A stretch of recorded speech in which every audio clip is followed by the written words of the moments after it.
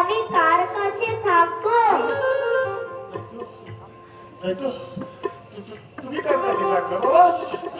তুমি কার কাছে থাকবে? কৌশিকের অস্তিত্ব আমি কার কাছে গচ্ছিত রেখে যাব?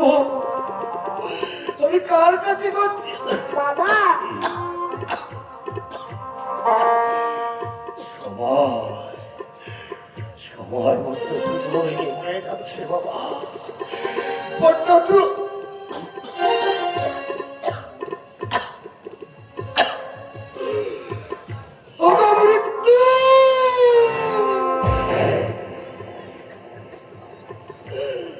আরেকটু অপেক্ষা করো গো মৃত্যু,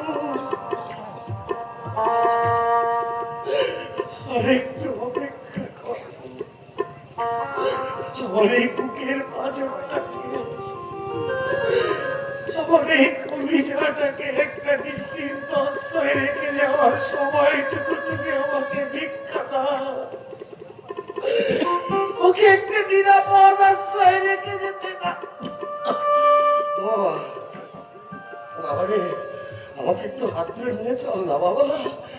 তোকে একটা নিশ্চিন্ত আশ্রয় রেখে যেতে না পারলে আমি যে বড় পাড়ে গিয়েও শান্তি পাবো না রে বাবা। ও বাবা, চল না, আমাকে একটু হাত ধরে নিয়ে চল না বাবা।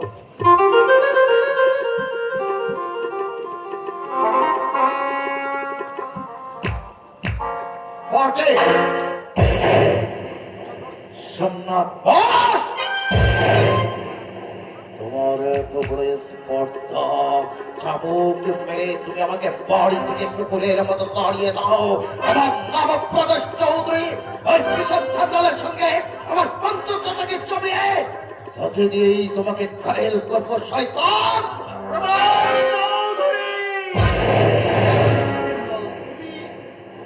তোমাকে আমি খুঁজে বেড়াচ্ছি জানো? জবাব দাও প্রদোষ চৌধুরী। আমার মৃত্যু পথযাত্রী দাদার চিকিৎসার সাহায্য চাইতে ওই সুচিত্রের কাছে গিয়েছিল আমার বৌদি বলালাম কোট। কেন তুমি আমার সতী লক্ষ্মী বৌদির কপালের কলমকে রেখে দিয়েছ? সবই সত্য। আমাদের সংসারটা ভেঙে তুমি চুরমার করে দিয়েছ। তোমার জন্য দাদা আজ মৃত্যু পথযাত্রী, তোমার জন্য বৌদি আজ জন্মাদি, তোমার জন্য চম্পা আজ পার্বণিতা। আমাকে তুমি ক্ষমা করো ভাই। তোমাকে করবো ক্ষমা? আমার মা মরেছে, দাদাও মরবে, আর বৌদি পাগলের মতো পথে পথে ঘুরে বেড়াবে।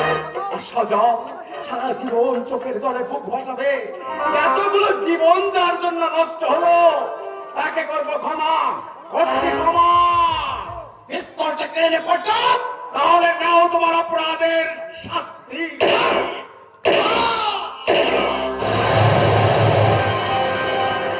শেষ প্রদোষ চৌধুরী, শেষ। শেষ। ঠিক হয়েছে, আমার নির্যাতনকারী উপযুক্ত শাস্তি পেয়েছে। বাচ্চা নিয়েছি চম্পা, আমি বাচ্চা নিয়েছি। উড়ান, সর্বনাশ, তুমি এখান থেকে পালিয়ে যাও, তা না হলে তুমি যে পুলিশে ধরা পড়বে। যাবো যাবো চম্পা, তবে একা নয়, তোমাকে আমি সঙ্গে করে নিয়ে যাবো। আমি যে বলি না। না চম্পা, তুমি আমার কাছে ফুলের মতো পবিত্র। এসো আমার সঙ্গে। বিশাল সম্মান বেঁচে থাকতে চম্পাকে নিয়ে তুমি পালাতে পারবে না। এই ওস্তাদ, সারা মন্ত্রণার পেয়ে তার সঙ্গে বোঝাপড়া করতে চেয়েছিলাম, এসে দেখি সেই সুযোগ তুমি রাখুনি। আমার পথ থেকে সরে দাঁড়ান উস্তাদ, নইলে সব পরিচয় কিন্তু আজ ফাঁস করে দেবো। আওতা দেওয়ার চেষ্টা করো না কুণ্ডল, মনে রেখো খুনের মাধ্যমে কিন্তু বিশাল সম্মানে করতেই কালীর কাছে খুন করতে যেদিন এই আনানি হাত এতটুকু কাঁপেনি। সরকারি মহাজি, কৃষ্ণনগরী। হ্যাঁ, আচ্ছা তুমি চলো। জানি, জানি, আমি তাকে খুব ভালো করে জানি। তার জন্যই তো আজ আমরা পথের কাকা। কেন? সে অনেক কথা। শয়তান একদিন আমার বাবাকে খুন করলে, আদালত খুনের কোনো সুবিচার করলে না। টাকার জোরে কালী মুখার্জি খালাস পেয়ে গেল। তারপর আইনের অবিচার এবার কাকা সইতে পারলে না। আইনের উপর প্রতিশোধ নিতে হিংস্র আক্রোশে কালী মুখার্জিকে খুন করে আমার কাকা ফেরার হলো। না, তুমি মিথ্যে বলছো। এই কুণ্ডলার মুখে শুনে তুমি সুন্দর একটা গল্প সাজিয়েছ।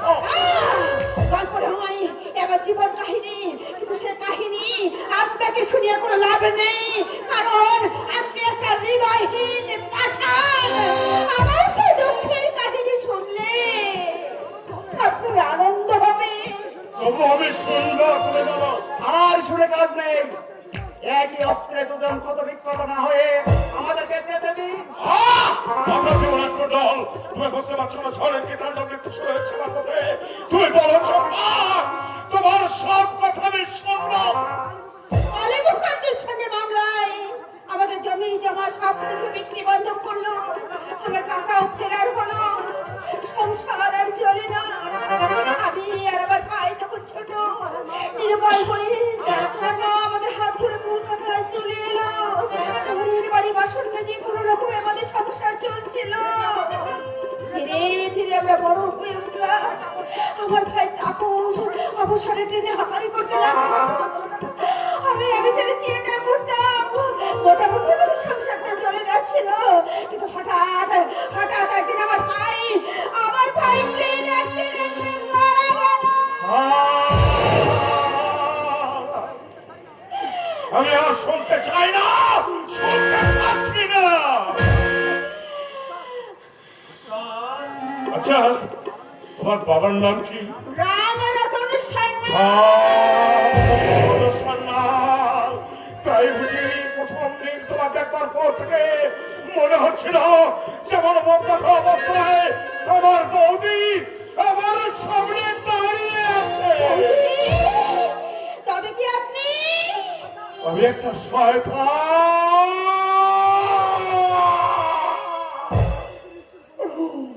উফ, ইউথির কি নিষ্ঠুর পরিহাস। এসব কি বলছেন আপনি? বলবার কোনো ভাষা নেই, বলবার কোনো ভাষা নেই।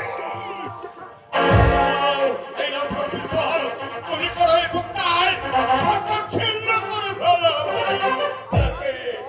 আপনার চোখে জল। পরদিন কে আপনি? আপনাকে দেখে আমার কোনো আপন বলে মনে হচ্ছে। বলুন, আমার ধারণা কি সত্য? আপনি কি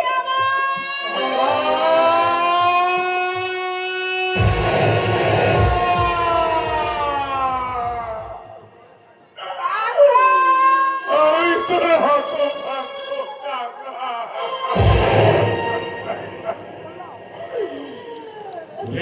আমি কি করলাম? আইনের পর ধনী সম্প্রদায়ের পর প্রতিশোধ নিতে গিয়ে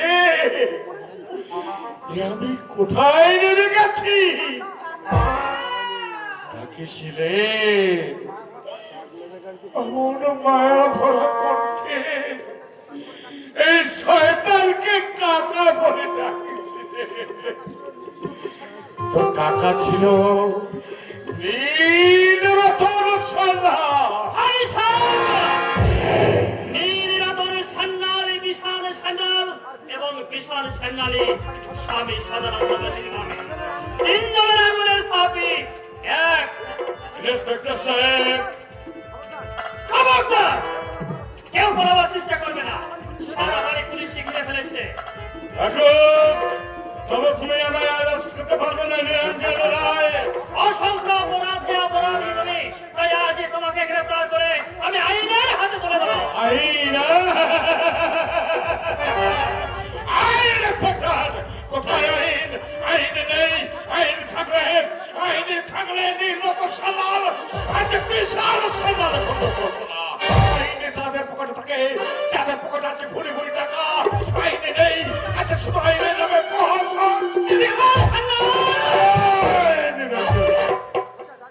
একদম সোজা দাঁড়িয়ে থাকো। আমার এত পিস্তল আছে, আমাকে গুলি করলে কেউ আমি তোমাকে গুলি করে দেবো। বাইরে পুলিশ আসে, বিশাল সান্যাল। থাকুক, তুমি আমায় আইনের হাতে তুলে দেবে, তাই তো? ভগবান অনেক আগেই আমার আইনের আত্মপাশে বেঁধে রেখেছে, তাই তুমি আমায় করতে পারবে না নিরঞ্জন রায়। বাইরে পুলিশ আসে, বিশাল সান্যাল। থাকুক, তোমার মতো শত সহস্র নিরঞ্জন রায় আমি অ্যারেস্ট করতে পারবে না। তোমার চোখের সামনে পালিয়ে যাবো, এই দেখো তোমার চোখের সামনে।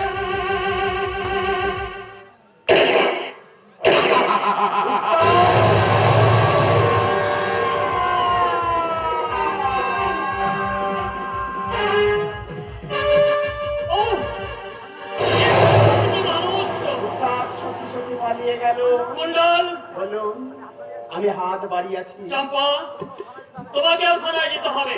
যাবো। দারোগা বাবু, বলুন। যাওয়ার আগে ছোট্ট একটা অনুরোধ যদি আপনি রাখতেন। হ্যাঁ বলো। যাওয়ার আগে একটিবারের জন্য আমি আমার দাদার সঙ্গে দেখা করতে চাই। অসম্ভব, থানায় চলো।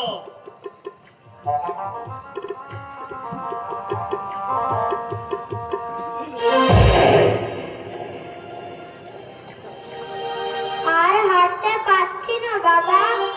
আর হাঁটতে হবে না বাবা, আমরা আমরা এসে গেছি। এই 3-4 দিন ধরে বিদায়, অনাথ আশ্রম, শিশু সদন, এখানে ওখানে আমরা ঘুরে মরলাম। এ কোথায় এলাম বাবা? এই বাড়িতেই তুমি থাকবে বাবা। এত বড় বাড়িতে কে থাকে? একটা দরদি হৃদয়, কৌশিকের স্মৃতিচিহ্নকে তার মতো সযত্নে আর কেউ রাখতে পারবে না বাবা। তুমিও থাকবে তো বাবা? না না, আমার যে ওই চিরশান্তির দেশে ডাক এসে গেছে বাবা। তবে আমিও তোমার সঙ্গে সেইখানে যাব। ও কথা বলতে নেই, ও কথা বলতে নেই বাবা। তুমি বেঁচে থাকো, অনেক বড় হও, দুঃখিনী মায়ের কথা কোনোদিন মনে করো না। তোমার হতভাগা বাবাকেও ভুলে যেও। তোমাদের সবাইকে ভুলে থাকতে আমার বুঝি কষ্ট হবে না? এই দেখো না, ঠাকুর মায়ের জন্য আমার মন কেমন করছে। সেই জন্যই তো আমি তোমার ঠাকুমার কাছে যাচ্ছি। গিয়ে তোমার ঠাকুমাকে খুব বকে দেবো। সেই জন্য বুঝি ঠাকুর মার মতো তোমার মুখ দিয়েও রক্ত বেরোচ্ছে? হ্যাঁ বাবা। কাকুমণি যে বলেছিল মানুষ মরে গেলে আর কোনোদিন ফিরে আসে না, তুমি বুঝি আর আসবে না? ও বাবা, বাবা রে, এত প্রশ্ন করিস রে বাবা। তোর এই প্রশ্ন ওই ভগবানকে করিস, তিনি এর উত্তর দেবেন। তারা কথা বলছে এখানে, তারা কথা বলছে এখানে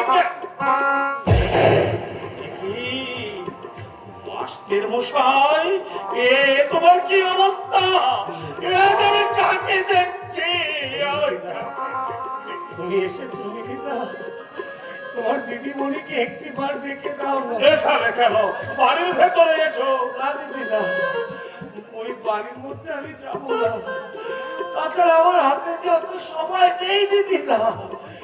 ও দিদিদা, আমার এই সজলকে একটা স্নেহশীত আশ্রয় রেখে যেতে না পারলে আমি যে নিশ্চিন্তে যেতে পারছি না।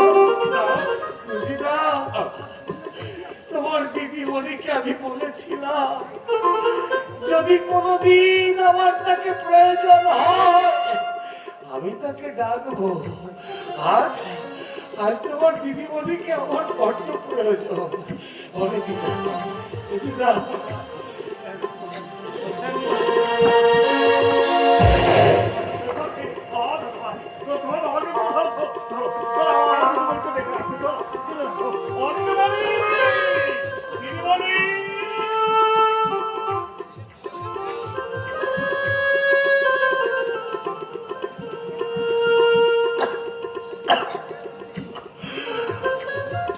ভগবান,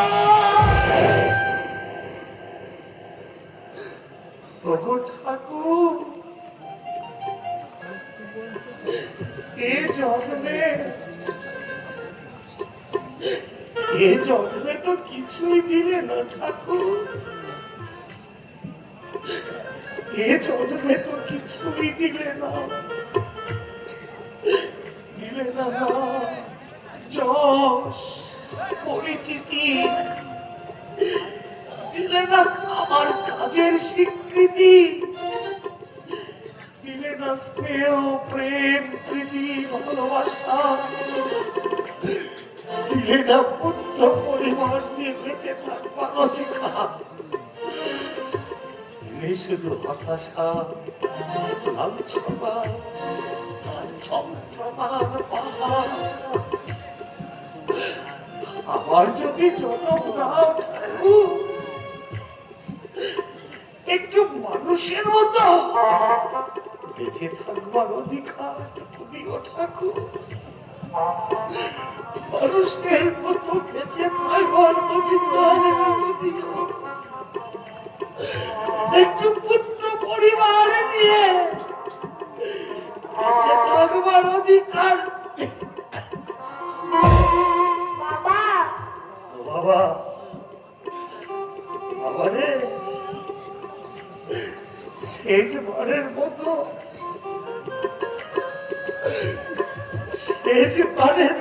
একবার এই বুকটাতে হয় না বাবা, তোকে বুকে নিয়ে এই বুকের জ্বালাতে একটু চুমু। বাবা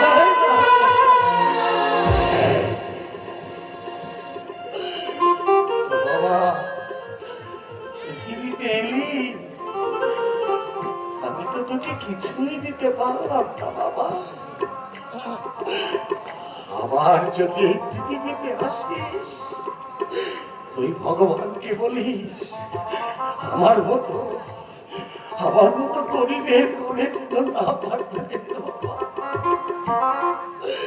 আমার মতো গরিবের ঘরে যেন তোকে না পাঠায়। আমি তো তোকে কিছুই দিতে পারলাম না রে বাবা, আমি তো তোকে কিছুই দিতে পারলাম না। হয়তো দিতে পারতাম, কিন্তু ওই বুড়োর দিদিমণি কে বাবা? কৌশিক!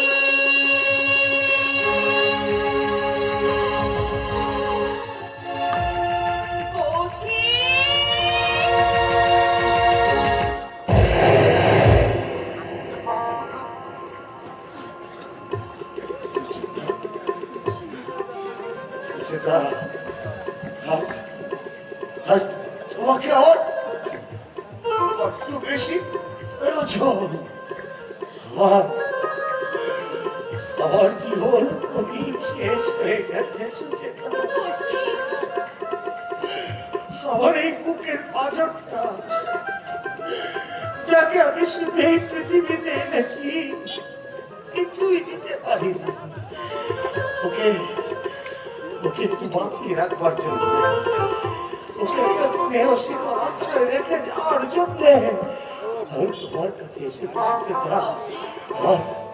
আমার ছেলেটাকে আমি তোমার কাছে দিয়ে গেলাম। ওকে তুমি দেখো সুচেতা, ও যেন একটু মানুষের মতো বাঁচতে পারে, আমার মতো। ও যেন অকালে এই পৃথিবী থেকে হারিয়ে না যায়।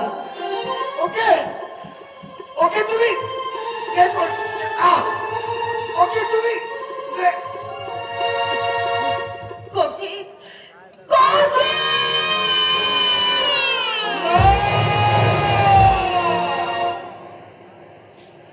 ওকে তুমি আর দেখো না দিদিমণি, তোমার ডাকে মাস্টার মশাই আর কোনোদিন সাড়া দেবে না।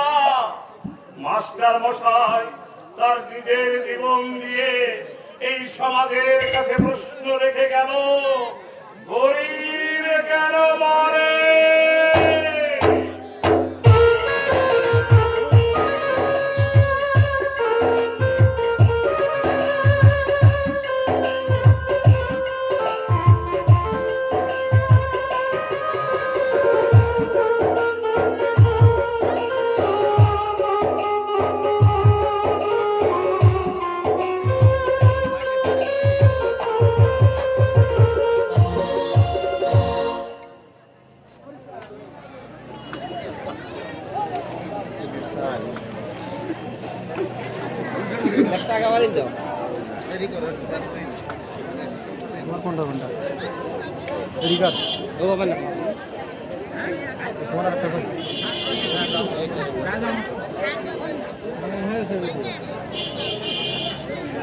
कैमरा लगाई ले फोन लगाओ कोई कैमरा लगाई करा देखी फोन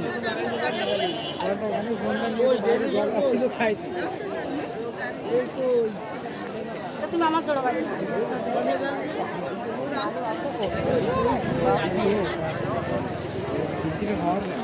আমরাও তো যাবো